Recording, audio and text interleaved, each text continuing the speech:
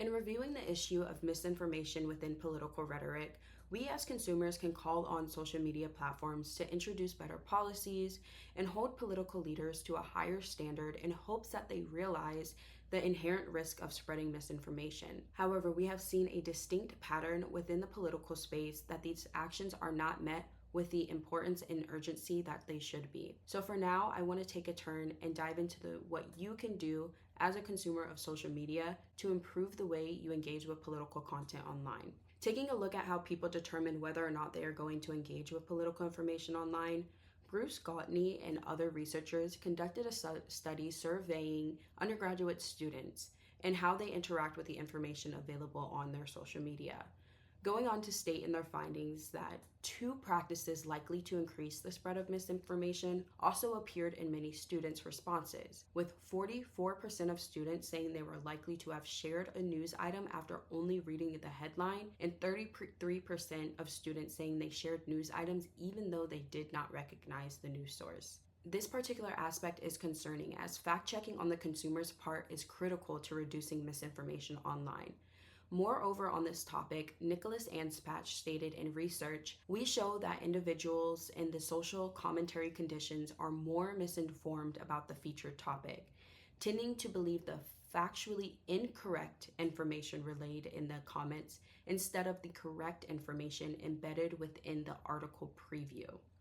meaning that a number of people are interpreting the article's findings based on what other people are saying in the comments, instead of actually reading the article for themselves. Keeping this in mind, I call on consumers to further evaluate their habits online. This can be done by learning about and implementing media literacy skills, which are detailed by Media Literacy Now as the ability to navigate within our complex and ever-changing media landscape depends on acquiring skills and tools to know how to consume and evaluate information, ask critical questions, avoid manipulation, and engage in digital spaces safely and confidently. Reviewing an article by a group of researchers led by Brianni Swire, they conducted a study to research how people deal with their beliefs in misinformation by analyzing source credibility and how participants change their beliefs when presented with factual information. They find that prior motivated cognition, which suggests that people are more critical when evaluating information that is counter to their beliefs,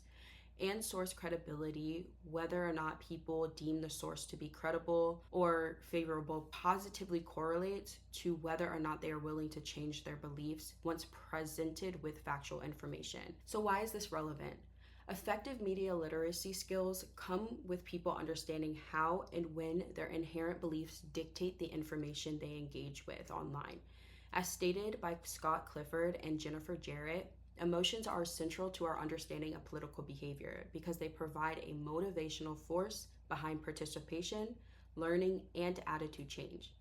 This quote embodies what I want you to take away from this video, as your beliefs and emotions are driving force in evaluating information. Despite this factor, having the ability to think critically means that you look past inherent beliefs and evaluate all new information objectively. They go on to conduct a study analyzing how the emotion disgust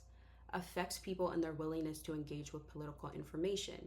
It was found that people chose to disengage and subsequently became unwilling to learn further. This is a common sentiment among the public, as people feel that disengaging from political topics is the best way for them to cope, especially when we keep in mind the historical events discussed in video 2 and 3. A number of ideas are given in the article by Gautney and others to discuss how media literacy can be taught to the masses and improve the skills of the daily social media user. The participants of their study bring forward suggestions for combating misinformation, including having social media companies aggressively remove fake news stories, rebuting fake news in traditional media, increased use of fact-checking sites, individuals taking responsibility to research stories before sharing them, using technology to filter out fake news, and developing stronger media literacy and critical thinking programs. All of these ideas offer a great place to start and need further implementation and subsequent research to see how their effects impact the spread of misinformation online.